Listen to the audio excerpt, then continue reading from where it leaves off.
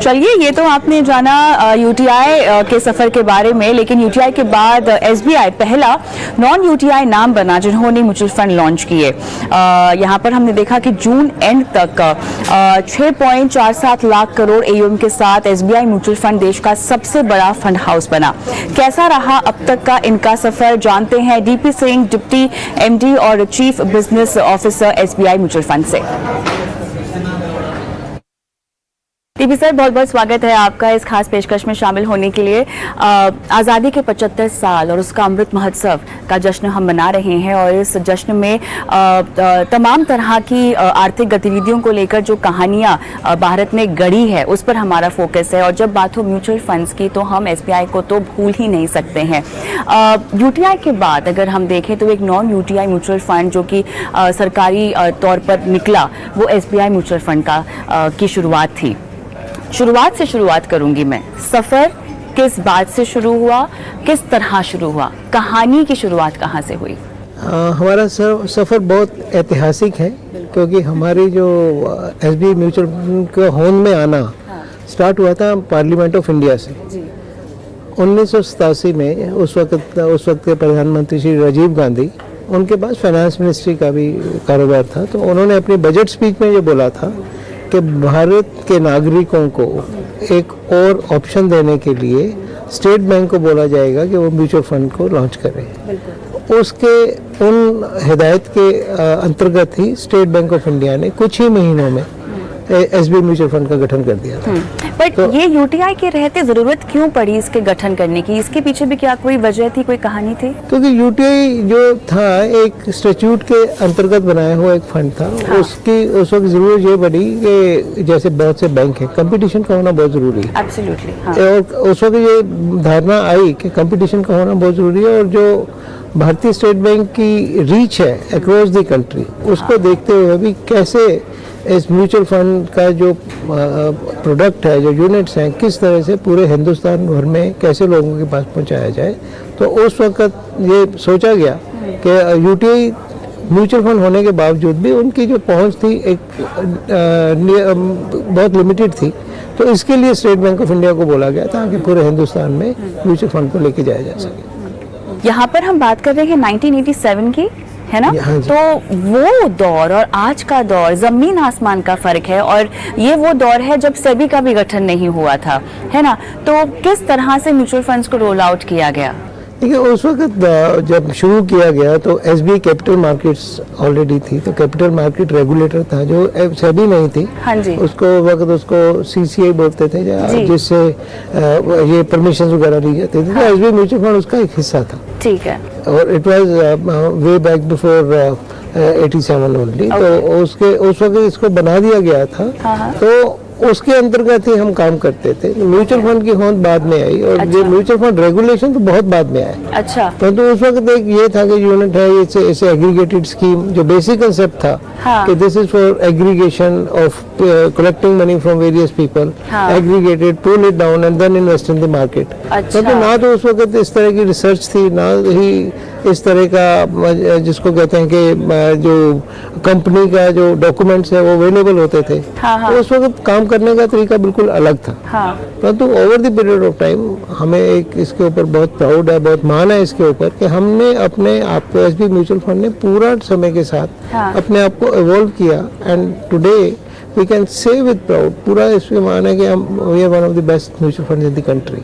एक सवाल जो मुझे आपसे अभी पूछना है, क्योंकि उस वक्त कोई ढांचा नहीं था देखिए म्यूचुअल फंड को कंस्ट्रक्ट करने का।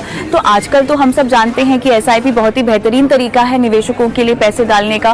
उस वक्त पैसे कैसे लिए जाते थे, निवेशकों से बात कैसे की जाती थी? देखिए, अभी तो हमारे पास तमाम तरह के माध्यम है, सोशल मीडिया है, अखबार है, बहुत जरिए हैं निवेशकों तक पहुंचने के लिए। एसबीआई की पहुंच हमेशा से ही बड़े शहरों की तो बात ही नहीं है, छोटे मझोले शहरों में बहुत जोरदार रही है। लेकिन कम्युनिकेशन कैसे स्थापित किया गया? क्योंकि उस वक्त भी म्यूचुअल फंड तो ऐसा नहीं है लोगों को पता होगा कि अच्छा ये एक नया निवेश का जरिया है, पैसे लगाने चाहिए। ये सब कैसे हुआ? उस वक्त भी म्यूचुअल फंड की कोई भी स्कीम आती तो उसको ऐसे ही पेश किया जाता था जैसे कोई आईपीओ आता है। अच्छा। फिजिकल फॉर्म्स, मेरे को याद है मेरी शुरुआत थी अपने कैरियर की स्टेट बैंक ऑफ इंडिया में उस वक्त। जी। तो जैसे लाइन लग जाती थी, कोई स्कीम आती थी फॉर्म लेने के लिए। अच्छा। लोग फॉर्म पे प्रीमियम होता था, ब्रोकर प्रीमियम चार्ज करके फॉर्म देते थे, वो एक समय था। मेरे को याद है उस वक्त एक मॉर्गन स्टैनले भी आया था जब बाद में, तो उन्होंने भी जब अपनी स्कीम निकाली थी तो पूरी लाइनें लगी हुई थी बैंकों के बाहर। तो उस वक्त का दौर और आज के दौर में तो जमीन आसमान का अंतर है ही है। वो अभी तो वो लगता है कि वो दौर कैसे चल सकता था। बिल्कुल, हाँ। तो उस वक्त तो परंतु वो वैसे ही था। State bank of India mutual fund में तो अपने उस वक्त भी डिस्ट्रीब्यूटर्स, अगर आज भी हम जब कभी पुराने डिस्ट्रीब्यूटर्स को मिलते हैं तो वो कहते हैं हमने उस वक्त एसबीआई म्यूचुअल फंड की बहुत स्कीम बेची है। बड़े मान के साथ ये कहते हैं कि 1990 में, 1987 में, 1993 में, तो उन्होंने बहुत बेचे हैं और तब से वो जुड़े हुए हैं एसबीआई म्यूचुअल फंड के साथ। क्योंकि म्यूचुअल फंड है तो यही है कि बैंक तो करता ही करता था, परंतु अगर जो दूसरे डिस्ट्रीब्यूटर थे उन्होंने भी बहुत काम किया है इसमें, और वो प्रथा आज भी चली हुई है। मेरे ख्याल से यही एक बहुत बड़ी वजह है कि एसबीआई के नाम में ना हमेशा से एक अपनापन महसूस होता है, हमेशा घर वाली फीलिंग आती है, और ये उसी समय से चली आ रही है जो काफी हद तक समय बीतते बीतते हमने देखा बस बड़ी ही है। कौन सा पहला फंड लॉन्च हुआ और उसके बारे में कैसे आगाह किया गया लोगों को? याद है पहले तो हमारे उस टाइम क्लोज एंडेड फंड ही आया करते थे। अच्छा। तो उस वक्त क्लोज एंडेड इक्विटी के क्लोज एंडेड फंड होते थे। Magnum first fund was 1987 magnum regular income scheme. अच्छा। तो जो एक बड़ा फंड आया था वो आया था 1990 में by the name of magnum multiplier. अच्छा। तो उसको उस वक्त उसके बिल्कुल फिजिकल सर्टिफिकेट इशू किए गए थे, जैसे शेयर सर्टिफिकेट होते हैं कि इतने यूनिट इतना, पूरा एक सर्टिफिकेट होता था, लोग अपने घर की अलमारी में संभाल के रखते थे, और ट्रेड होता था उसके पीछे, ट्रांसफरेबल होता था। तो ट्रांसफरेबिलिटी लोग जाके बाजार में बेचते थे उसको। उस वक्त स्टॉक एक्सचेंज भी इस तरह की नहीं थी जिस तरह की आज है। तो बाजार में जाके बिकता था और बहुत बहुत प्रीमियम होता था। किसी को पता नहीं होता था कि इसके अंदर पोर्टफोलियो क्या है। There was no publication of the portfolio also. अच्छा। सिर्फ एक दूसरे के सुन के यार एसबीआई म्यूचुअल फंड में ये है वो है, और उसकी वजह से 10 रुपए वाला यूनिट 100 रुपए में बिकता था। और एनएवी का कोई कंसेप्ट ही नहीं था। एनएवी का कंसेप्ट बहुत बाद में शुरू हुआ कि हर रोज उसकी वैल्यूएशन करके सिर्फ एक तरह से बोल दो कि सट्टे के हिसाब से चलता था। अच्छा। तो उसकी रेट हर रोज 10 रुपए ऊपर 10 रुपए नीचे, इस तरह से बिकता था। परंतु उसके बाद 1993 में एक और स्कीम आई magnum multiplier plus.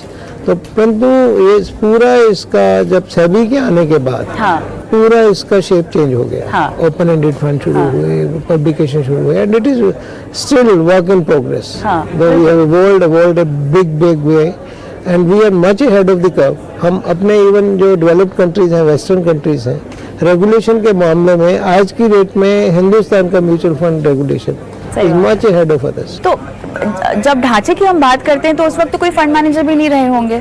Fund manager तो थे शुरुआत में, जैसे एसबीआई म्यूचुअल फंड में था या यूटीआई के तो अपना कैडर होता था। अगर आप यूटीआई की बात करें तो वही व्यक्ति मार्केटिंग में भी काम करता था, कभी फंड मैनेजर बन जाता था, तो कभी कुछ मतलब मल्टीफेरियस जैसे बैंकों में आज काम होता है कि आप डिपॉजिट भी देख रहे हो, लोन भी देख रहे हो, उस तरह का था।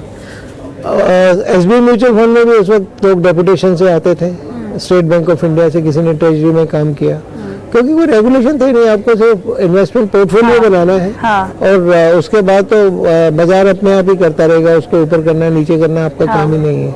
तो उस वक्त का तो जिस तरह से म्यूचुअल फंड चलते थे, तो आज की डेट में तो ये सोच के भी लगता है कि कैसा म्यूचुअल फंड ऐसे चल सकता है। बिल्कुल। तो मतलब वो समय था तो बहुत लोग म्यूचुअल फंड से डेपुटेशन, बैंक से डेपुटेशन पे थे।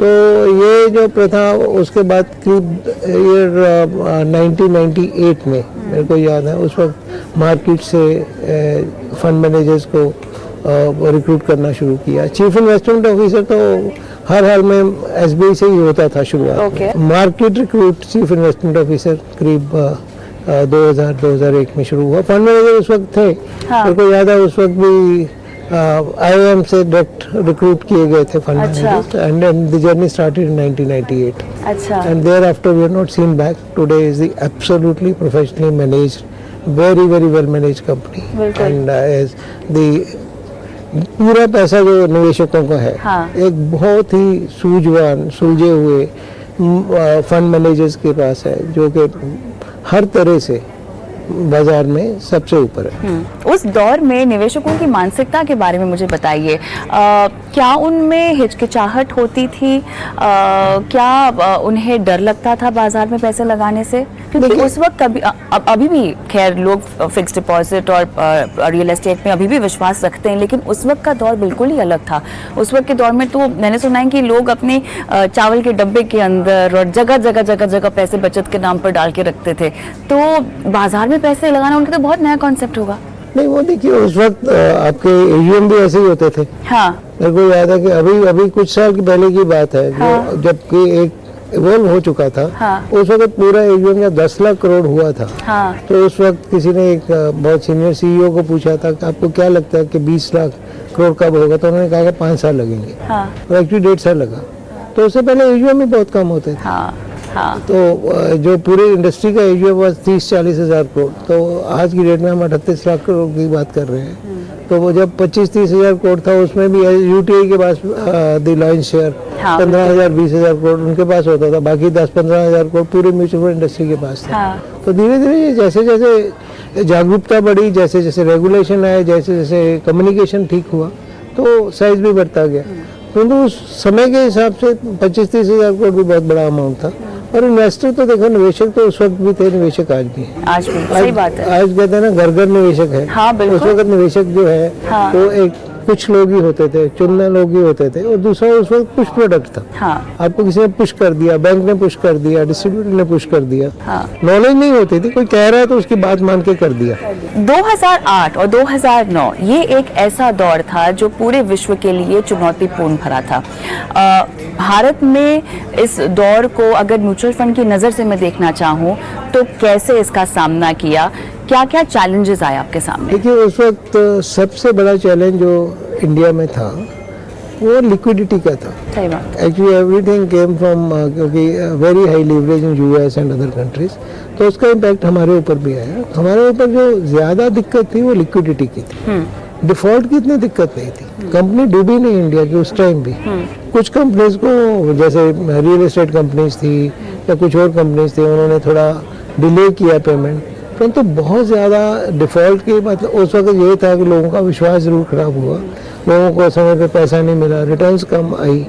और क्योंकि म्यूचुअल फंड में हम क्या देखते हैं कि ये हमने एक दौर ऐसा बना दिया है, एक म्यूचुअल फंड को बैंकिंग प्रोडक्ट की तरह बनाने के लिए हमने कहा कि अगले दिन पैसा मिल जाएगा। हाँ, वो होता नहीं है, सही बात हो भी नहीं सकता, होना भी नहीं चाहिए। हाँ, तो उसको थोड़ा उस वक्त भी चेंज करने की जरूरत थी, उसको आज भी चेंज करने की जरूरत है। तो उस दौर में मुझे बताएं, खासतौर से सेबी ने क्योंकि बहुत सारे कदम उठाए थे म्यूचुअल फंड के निवेशकों के हितों का ध्यान रखने के लिए, उनकी रक्षा करने के लिए। जहाँ तक म्यूचुअल फंड की बात है, एसबीआई की बात है, तो आपने भी एसबीआई फंड गुरु इनिशिएटिव भी शुरू किया था शायद उसी दौर के आसपास, या 2013 में मेरे ख्याल से इसकी शुरुआत हुई थी।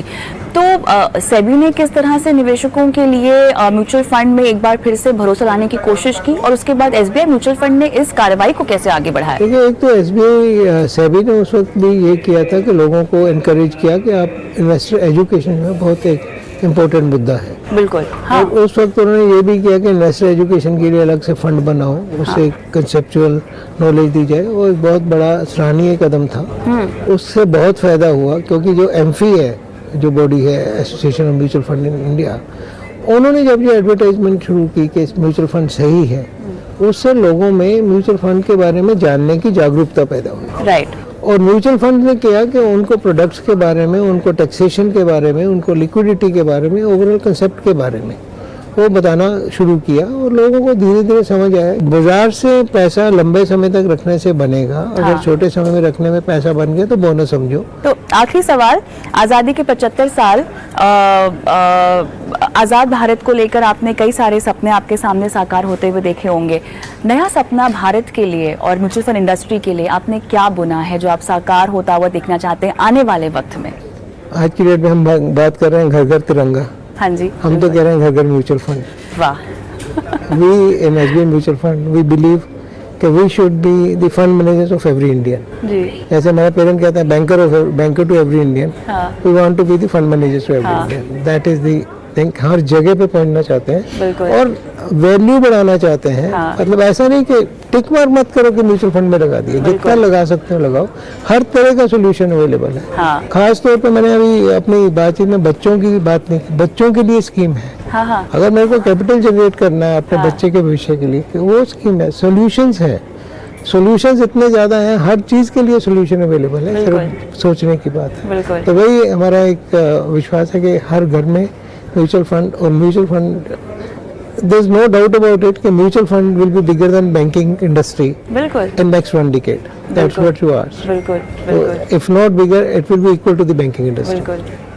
तो आर्थिक आजादी के लिए आर्थिक साक्षरता बहुत जरूरी होती है और एसबीआई म्यूचुअल फंड वो तमाम कदम उठा रहा है जिससे हर भारतीय का सपना आर्थिक आजाद होने को लेकर पूरा होने वाला दिखाई दे रहा है। बहुत बहुत धन्यवाद हमसे बात करने के लिए। Thank you so much. शुक्रिया, बहुत धन्यवाद।